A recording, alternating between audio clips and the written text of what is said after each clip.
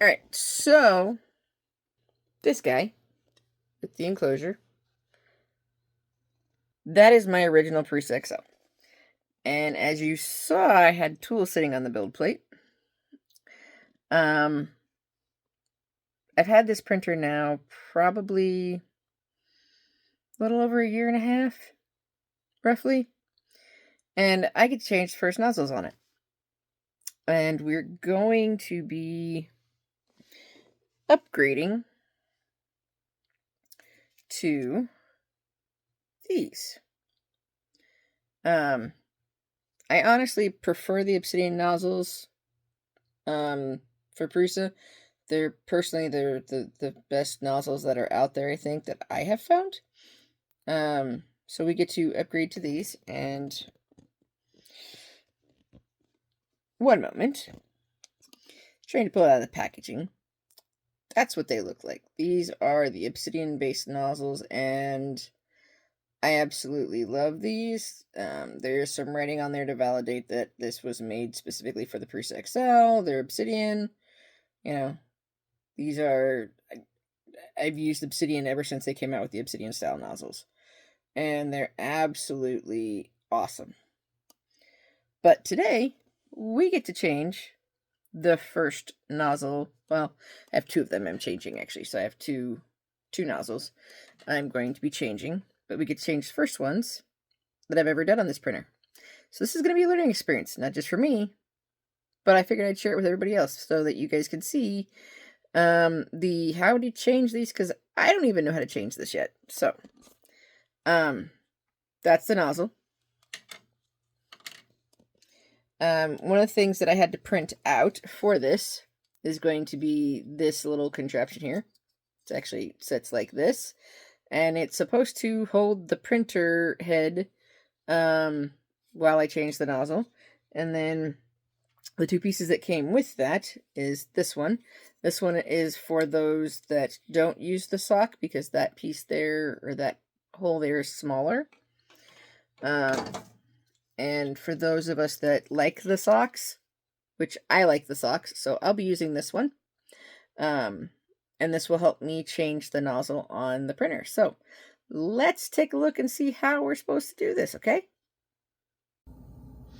Alright, so as you guys can see, I got the tools here, the head's back there, I even got the instructions for the print. There's the nozzle, and like I said, there's two versions of these little clips. On this one, that one's there, and I think you can kind of make out it where it says XL sock. And then I got this version that just says XL. So we're not really going to use that one, but I'm going to keep it there. And then there's the sock and the hook, which goes like that. So let's take a look and see how this works. Alright, so I am following these instructions since I have these printed parts. And this tool was created by Prusa, so it is one of their actual instructions for this. So let me get some more light over here, because I'm going to shut the printer off. Alright, so the printer is off. That's what it says to do.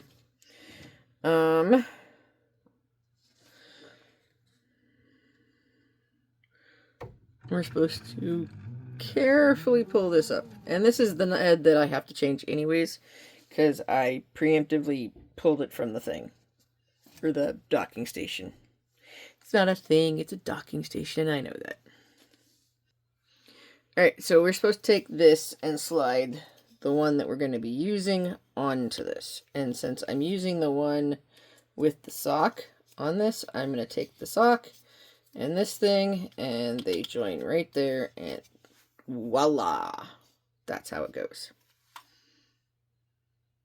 Alright, so from everything that I've heard from everybody else, I unplugged the cables, because one of the things I've heard about this process is that these cables can get damaged fairly easily. I don't know, I've not done this before, So I've removed them. This is loose. I've seen two ways of doing this. Like I said, I'm opting to use this tool that Prusa came out with. I did remove the sock off mine simply because I think it might be easier to get this piece on. And then, like I said, we're going to attach these together. And since I'm not using the sock one, we have that. Before I put that up there, though, we're going to slide that way a little bit. I have to loosen the grub screw that's inside there. And we're going to use our big 8T Allen wrench. And basically we put that in there. I think that's the right one.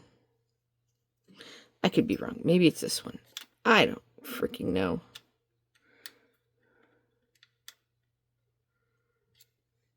Hold on.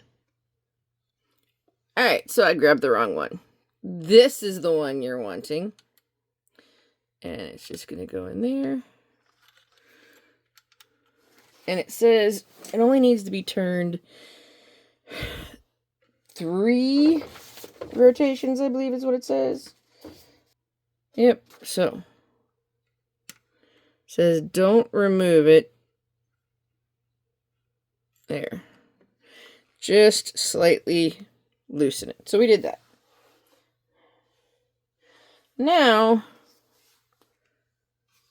we're supposed to put this on here. And this is the part that's scary, folks. Because these pieces are very delicate.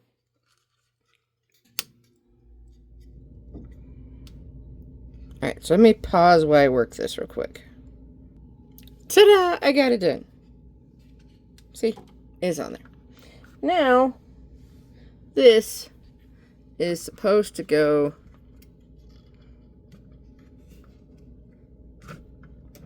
on there, which gives me access to that a little bit better. And we'll bring this forward just a hair.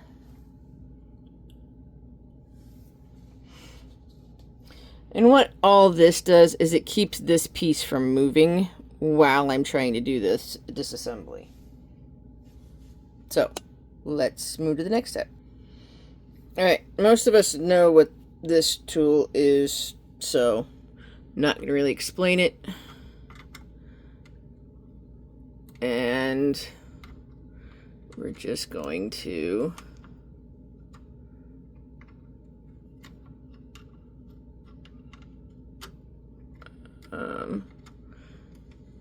there we go. Take this out.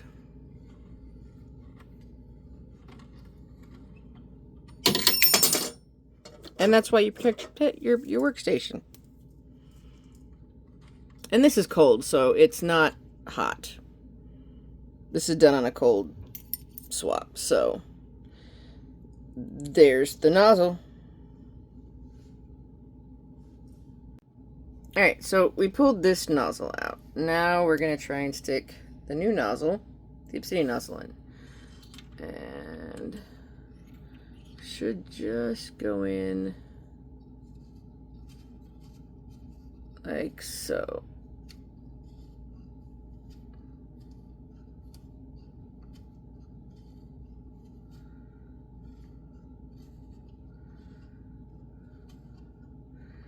Can't twist it no more with my hand.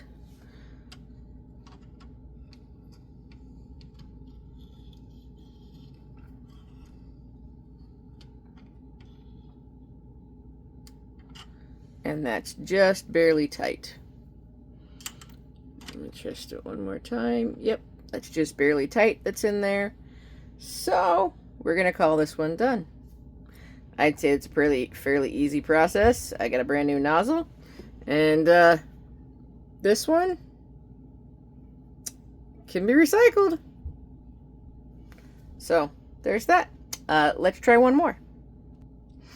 Alright, this is a precautionary tale. Don't just rip this off, because it is tight around here, this piece here. And if you just rip this off, you are liable to break those delicate little wires that are down in there. And yeah, that's a expensive replacement for those of us who have this printer. Keep that in mind. This thing is great. Just be delicate taking it off here. What I did was I used this and kind of helped pry it off a little bit, and it came right off. But it is a tight fit, which is good. But be careful. Don't just pull. Now we're going to do this in reverse, and I'm just going to hook my cables back up. That goes there. That goes in there. This goes on there, but they're a little tight still because I didn't loosen them very much. So we'll loosen those. Come on.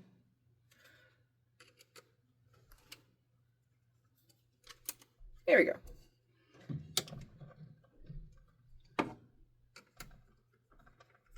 Tighten that up. Tighten that up. You gotta make sure that that grub screw is tightened, and I did tighten it off camera, but I'll make sure, yep, that's tight. And so, there we go, all hooked back up, and back in its home. Now, I'm gonna do this one. And again, in reverse. This time I'll show you guys. We're gonna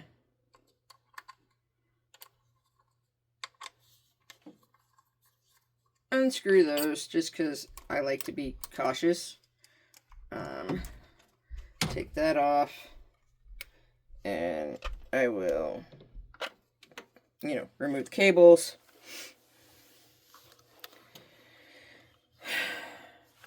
Now it's to loosen that grub screw that's there. So we'll loosen the grub screw that's in there. And we'll go 1, 2, 3. It's loose. Oh, we didn't put the sock back on the other one. Haha. I have to do that. I'm going to take this sock off.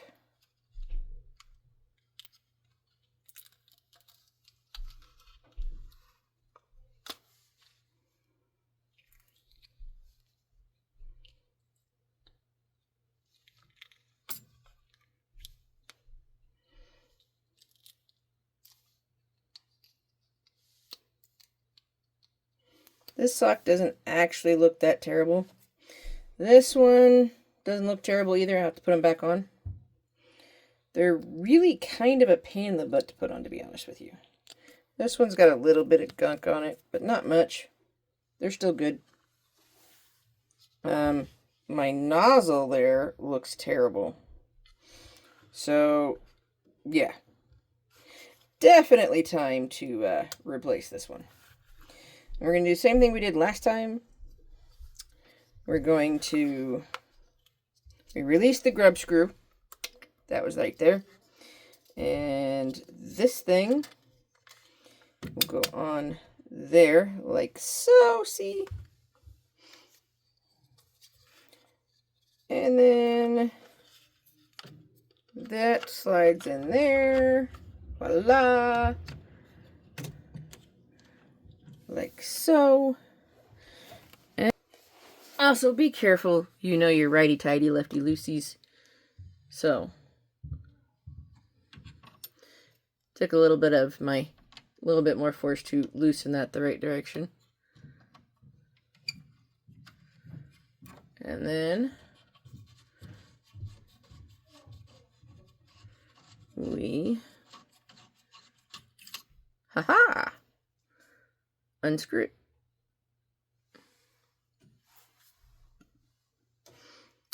Now, for comparison, look at them two things. They look horrible, don't they? Yeah, those are bad. Year and a half worth of printing, folks.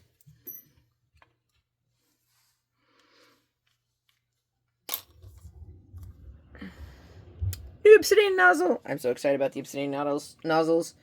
Really am. They're gonna be awesome. And these are still 0.4 nozzles. They're just obsidian nozzles. So, hand screw them in. And this, like I said, this is still on a cold nozzle. This is all cold. I'm not burning myself. It's off. That's how these are designed for the XL.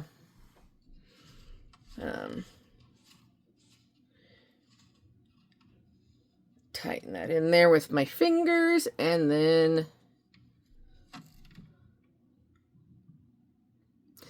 just until I feel a little bit of resistance. I don't want to go any tighter than that. Simply because now we're going to take our T8 and we will tighten that back up. And again, just finger tight. We're not trying to, manhandle the stupid thing. And then, while we're here, because it's easy, we're going to take and attach this. Wrong one. That one. I had it right the first time. My brain's not functioning. And I'll tighten that. Tighten that. And then slide this off there. And let's see if I can do this while I'm on screen. And basically there's a little bitty gap back here. And what I did on the other one, just kind of did that. And there we go. Slides right off. Makes it easy. Now I gotta put the sock back on. So one moment while I put the sock back on, because I do need both hands to be able to function this, and I gotta have it close to me. Alright, got it. Sock's back on. Not sure how well you can see the darkness there now. It's not silver, but I got the sock back on. We just have to plug our cable back in. Toot. PTF tube. And I'm too short to do this sitting down.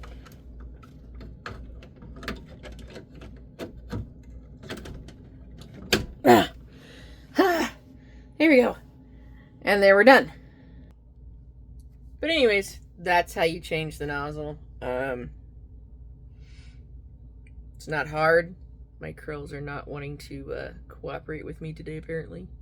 It's not hard. Fairly easy. First time I've done it.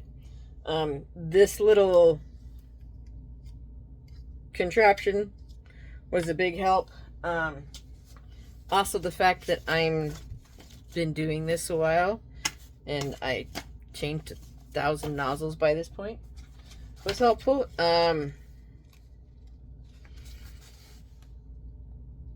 Somewhere in this description I'll put the Printables number for this, because apparently it's not on the paperwork. I figured it would tell me on the paperwork, but it's not here. But it is the XL Nozzle Replacement Tool by Prusa Research. And I'll have to go in and find the Printables number for it. But it's fairly straightforward. You do get all the files. See? And you get... So you get all the STLs for the multi-tool and the single head tool. I don't have a single head printer, so I didn't do the single head printer version. And then they also have pre-done G-code for PC filament. And I think PET G filament. No, like I said, it's just PC. I did it, I re-sliced it and did it for my PET G. Or not PET G, but ASA. So this is actually printed in ASA. simply because I like the rigidity of ASA a lot better than I like a lot of other filaments when it comes to functional prints. So this is a printed part in ASA that I did. So if you want my settings for that, I can always send you guys my settings. Just, you know, find me in Discord or something and I'll send it to you. But yeah, there we go.